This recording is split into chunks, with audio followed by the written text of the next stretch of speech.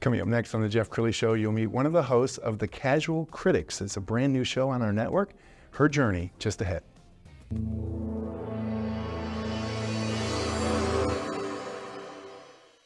Many are predicting that the worst is yet to come, which is unfortunate, said one person here.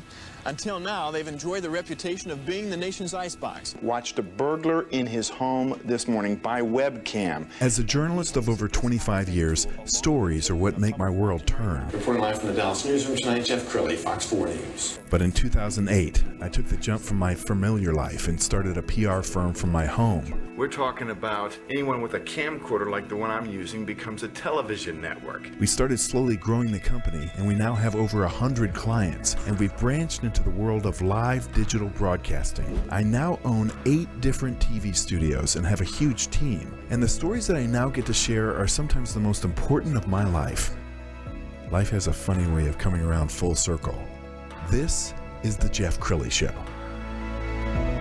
Well, in the early days of running this company, I met all of my clients. I knew every single person who came in this door, and these days the company's gotten to the size where I don't meet all the clients. So I made a promise that I'm going to use my show to at least meet all of the people who are investing their hard-earned money with my network.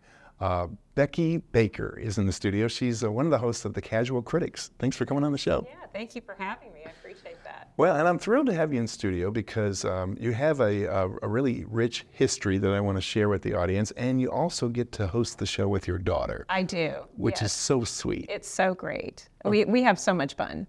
Okay, so before we get into the nuts and bolts of what your show's about, I want to talk about the last dozen years of your life have been spent with a very famous hot dog company back east.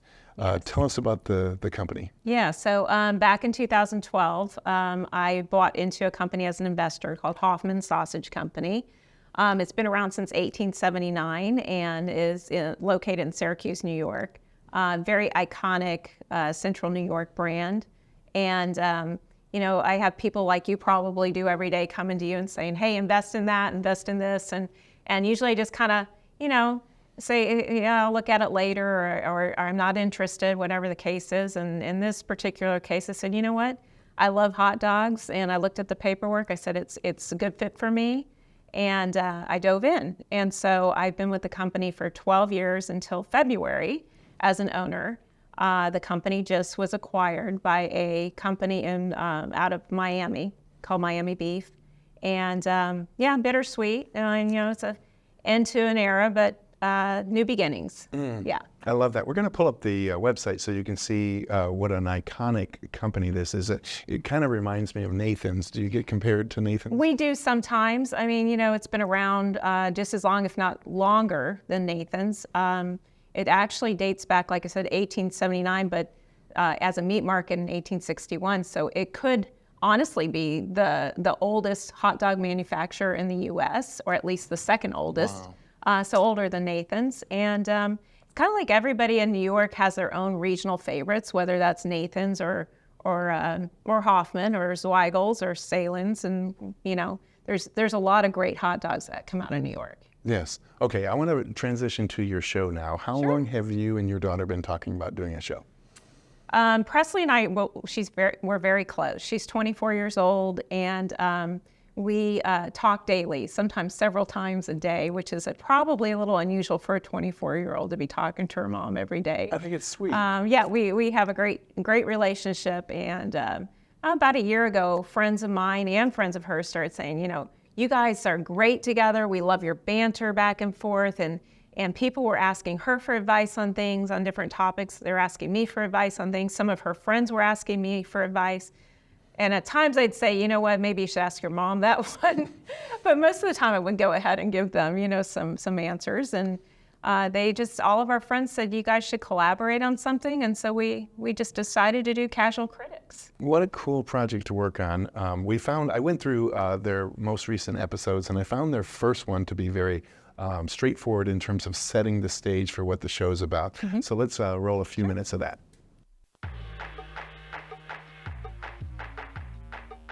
Welcome to The Casual Critics. I'm Presley Baker, and this is my mom, Becky Baker. And we are mother and daughter, and we dive into some of today's most interesting and current topics on culture, sports, entertainment, politics, life, love, and more. And today in this episode, which is our first episode, we want to talk about women's sports, wedding trends, and spring music festivals, plus all the craziness on college campuses across the country. Mom, do you want to go ahead and start with our first topic? You want to introduce yourself? Sure. Hi, I'm Becky Baker. Thanks for joining us today. And as Presley said, we're going to dive into some issues. One is just, I don't know how many of you follow women's sports, but women's sports right now are on fire with March Madness just ended, and some of the stars of today's basketball, college basketball, are doing very, very well.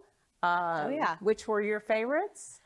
I am an Angel Reese fan, but I like the way Angel Reese plays a lot. I think that she's selfish for the right reasons and unselfish for the same right reason. I used to play basketball, so I'm a big Angel fan, but I know she's kind of more of a controversial character. But there were a lot of really great stars this year. I mean, Paige Beckers from UConn. Definitely. And I think Cameron Brink. Nika Mule, I think, is from UConn too. Yeah. She just got drafted. And there's some great Juju Watkins. I'm not a huge fan of how Juju Watkins plays. Right. But you're from USC. She graduated from USC. I did. I went to USC. So I'm partial to be a fan of hers. But she's also a freshman. So you got to look at the fact that she hasn't had the years that some of these other players have had to work out. She's definitely not as seasoned as the UConn team that she was playing. And yes. And she made some emotional rookie mistakes that are, I think, common, with freshmen. But I'm just amazed that Angel Reese and some of these players can play with lashes on. Like, I have lashes. And I appreciate good lashes, but I'm just amazed that they're playing basketball with these big lashes and full makeup. And of course, they've got audiences, so everybody's seeing them. So I get why they're dolling up a little bit. But I had no audience as a varsity women's basketball player in high school for a private school. But sometimes people would come because you had your fans. They would come because the boys' game was right after ours. True. But I put on a lot of makeup because the shooters always had on makeup. So That's true. That's true. It's just that I just think of sweating, and I just don't think that the makeup and sweating go hand I didn't in have hand. on the lashes Angel Reese can pull off, Right. but. Becky, I got to compliment you because I came up through, the traditional broadcast schools and what have you, and I learned that anchorman voice and all that stuff. Sure. But I find that your show is so refreshingly real and honest. It really felt like we were listening in on a conversation with your daughter, just a candid conversation. Yeah, and that's kind of what we're going for. That's why we named it even the name that it has, because we do that. We banter like that all the time. And we don't really research our topics over the top, and we don't talk about them ahead of time. We don't rehearse them. And what we do is we just have like kind of a real back and forth conversation when we do come together, and very light research just for, some facts and figures and that kind of thing. But it's a lot of fun. And even on the way, sometimes we've ridden to the podcast together in the car, and a topic will come up that's not anything we were going to talk about. But it'll be something on the radio, or she'll bring up something, and then we just kind of go back and forth about what we think about it. And it's really funny. I mean, and do you even know whether she agrees or disagrees? Like when you take on a topic, do you know whether she's going to agree? Not with you? always. Not always. Sometimes we do. Sometimes I know ahead of time. I know her really, really well, as she knows me just as well. Sure. And so we kind of know where we stand on different things. And every once in a while, there's a little bit of a surprise, but that's what makes things even more fun. Yeah. And you're now doing shows remotely with her. So we're going to show some video from, I think this was the most recent episode from a few days ago.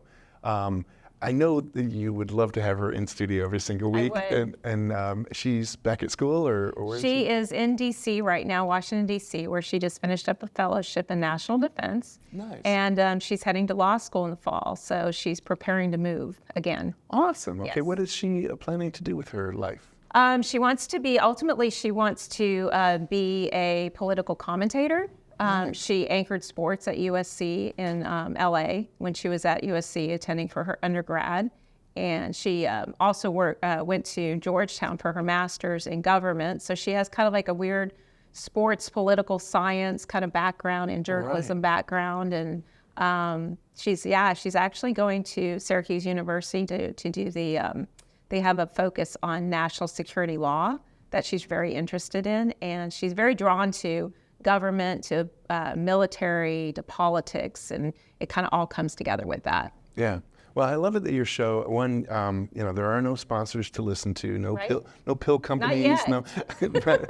Not yet. Hey, go ahead and reach out to her for all your sponsorship needs. But the idea that you guys can really create your own show, it's Yes. uniquely yours, and it's not like my team is telling you what to talk about. You Right. get to choose your own subjects. Are you always kind of scanning the news right now to see what people are talking about? We are a super driven, news-driven family anyway. So we have on the news all the time, and we also get our news from various sources. So we're not like just honing in on Fox News or CNN or the Wall Street Journal. It's really a mixture of different sources that come together that give us different information to present. Sure. What kind of feedback have you gotten on the show so far? Great. It's been great. We've had a lot of people just say they absolutely loved listening to it. Some people have said, we've learned a few things from your podcast, which is awesome. That's what we want to, is not to just be them to be entertained, but them to actually learn something. That's cool. Can viewers suggest topics for you? Yes. Do you accept yes. So in fact, our latest episode that was just released on Thursday had a topic in there that was suggested by one of Presley's friends, who said, I don't know how you guys feel about diamonds, natural versus lab-grown diamonds. So we included that on the podcast. That's really cool. Yeah. And do you feel like you're getting a gut now for what people will respond to? Can you tell if you choose a topic whether or not you'll get feedback on it?